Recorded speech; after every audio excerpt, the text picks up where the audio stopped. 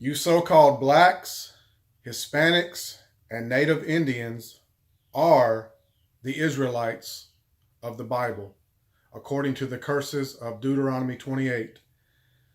And the simple fact of the matter is that my people have lied to you and the whole world about the Bible and have sought to paint their images over your images and to replace you in the Bible, which is your history, heritage, and culture. Now, I want to go into Deuteronomy chapter 28 and read. This is Moses talking to the children of Israel after they've come out of Egypt bondage. This is Moses talking to the children of Israel. Deuteronomy chapter 28, verse 1. And it shall come to pass, if thou shalt hearken diligently unto the voice of the Lord thy God, to observe and to do all his commandments, which I command thee this day, that the Lord thy God will set thee on high above all nations of the earth. Here he is talking to the Israelites.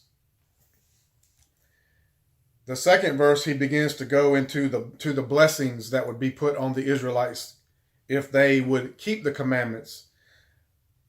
That says that they'd be blessed in the city, blessed in the field, and basically blessed in everything that they would undertake to do. They would lend to other nations, but not borrow, things of that nature. But in verse 15 of Deuteronomy chapter 28, it says, but it shall come to pass, if thou wilt not hearken unto the voice of the Lord thy God, to observe and to do all his commandments and his statutes, which I command thee this day, that all these curses shall come upon thee and overtake thee.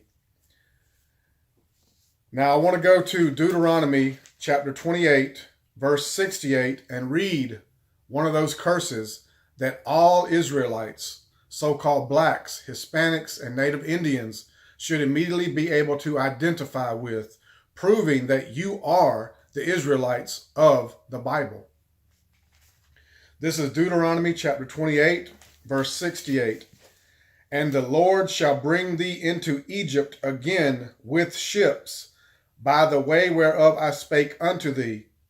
Thou shalt see it no more. The it is referring to your homeland, Israel, Jerusalem. And there ye shall be sold unto your enemies. So wherever you got off of those ships, who you were sold to, those are your enemies, according to God. For bond men and bond women, and no man shall buy you. That word buy means to redeem. And many have came and tried to redeem the Israelites. Marcus Garvey tried and failed. Malcolm X tried and failed. Martin Luther King Jr. tried and failed. Now, as far as it says, and the Lord shall bring thee into Egypt again with ships. The word Egypt is a word that means bondage, house of bondage.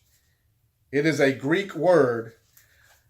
The Bible explains and proves itself.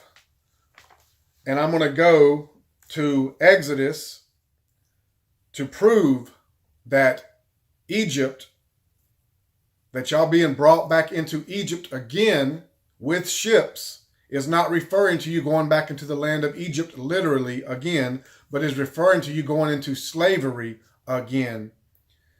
This is Exodus chapter 20, verse 21.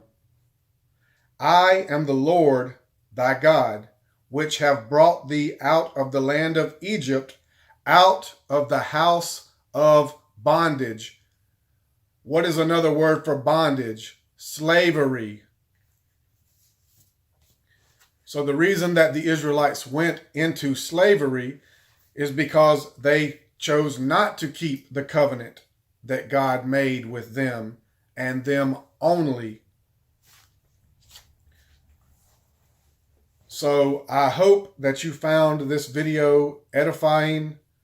I hope that it helps to wake the Israelites, the so-called blacks, Hispanics, and Native Indians, who, according to the curses of Deuteronomy chapter 28, are the Israelites of the Bible.